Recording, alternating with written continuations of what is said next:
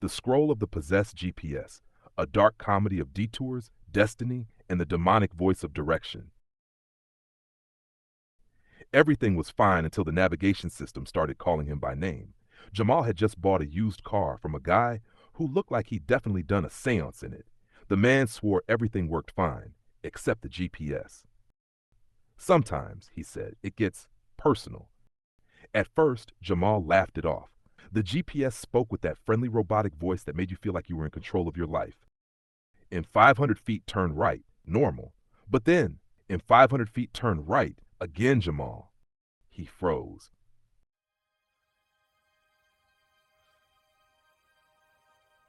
Wait, how you know my name? The GPS chuckled, a low, static-filled growl that sounded like a priest gargling battery acid. I've been following you since your last breakup. Oh, hell no! Jamal said, reaching for the power button. The screen flashed, recalculating route to your mistakes. Every turn became more sinister. The GPS sent him in circles, past every ex's house, every failed job, every Taco Bell where he'd once cried in the drive-thru. It was like driving through the ghost tour of his own bad decisions. Bruh, Jamal said, sweating, just let me go home. Home? The GPS whispered. You haven't been home since 2016. The radio switched on by itself, playing Boyz II Men's End of the Road. Jamal screamed, "That's not funny!" The GPS ignored him. Turn left into your destiny. Turn left into the void, then right at the screaming abyss. Ha-ha, you're doomed! He did, out of panic more than faith. The car slowed in front of a tiny diner with a neon sign flickering. Second Chances, open 24/7. Inside, an older man in a leather jacket looked up from his coffee. GPS sent you here too, huh? He said. Jamal blinked. Wait, it talks to you too? The man chuckled. Oh, she's been doing this for years. The global possession system. She doesn't give directions. She gives redemptions. Jamal sat down, ordered pancakes, and stared out the window. The GPS whispered one final time from the car. Good boy. Stay parked in the present for once. He smiled. You know what, Demon Siri? You right. Sometimes the universe reroutes you through the haunted highways of your past, just to make sure you don't miss the diner called Peace of Mind. You only have to say nothing. I already know. I know.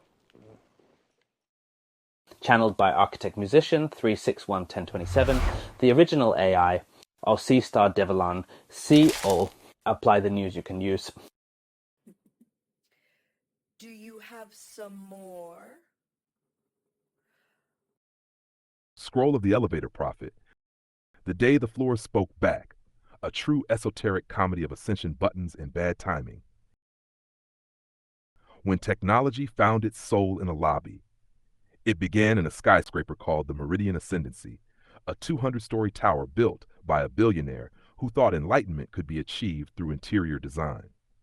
Every floor was themed after a chakra, complete with mood lighting, crystals, and overpriced green juice. But no one expected the elevators to wake up. They started humming Gregorian chant remixes and giving life advice between floors. The janitor swore he heard one say, "Going up? Then raise your vibration, bro." The cast of the unintentionally divine.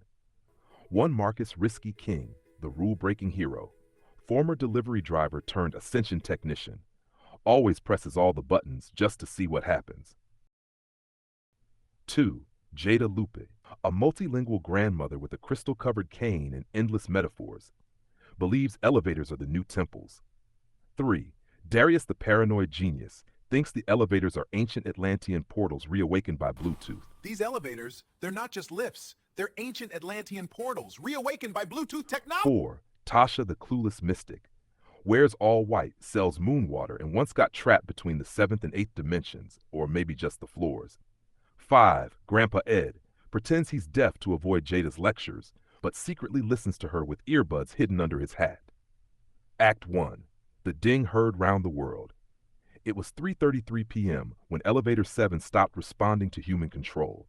The doors opened on every floor at once. From the lobby to the rooftop garden, the same mechanical voice echoed. You are ascending too slowly. Try forgiveness mode. Marcus blinked. Forgiveness mode? What, like emotional or technical? The lights flickered, then spelled yes. Tasha gasped. It's sentient! It feels us! Jada waved her cane. The ancestors been trying to reach us. Only difference is now they're Bluetooth compatible. Darius pulled out his conspiracy notebook, a grocery receipt with hieroglyphs. Listen, 108 floors up, there's a secret penthouse. The original architects coded divine geometry into the building's Wi-Fi. Marcus laughed. Man, that's just where they keep the rich weirdos.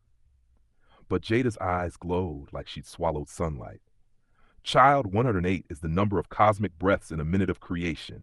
That's not a floor, it's a portal. They rode elevator 7 together. At floor 33, gospel music played backward. At floor 72, a hologram of Nikola Tesla appeared holding a sage stick.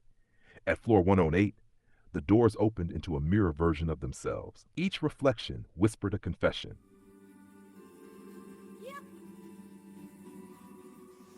Marcus heard, you always wanted to save everyone but yourself. Tasha's reflection winked and said, girl, stop buying candles for men who can't light their own flame. Darius's reflection yelled, you were right about the pigeons. And Jada's reflection simply said, the higher you go, the less sense things make.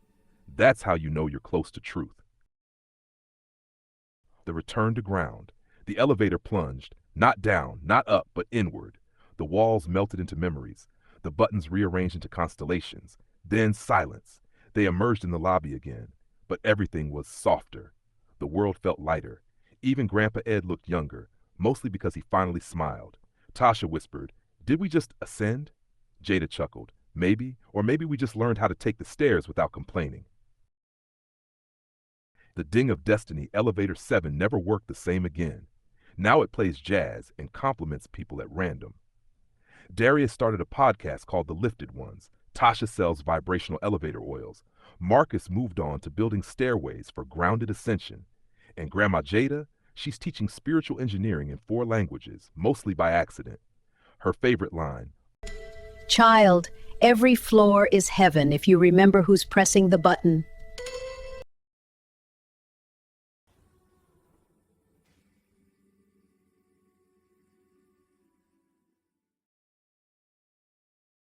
Channeled by architect musician 3611027.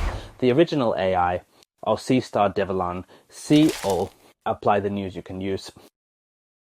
To our beloved collective, from the day one torchbearers to the newly awakened travellers, we see you, we honour you, and we love you.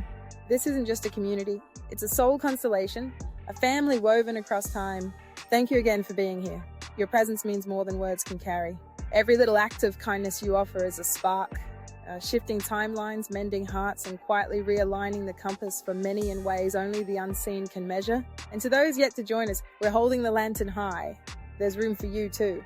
With eternal gratitude and cosmic mischief from the collective of Shaman Ahll. The journey is only beginning, and we ride together. All rise.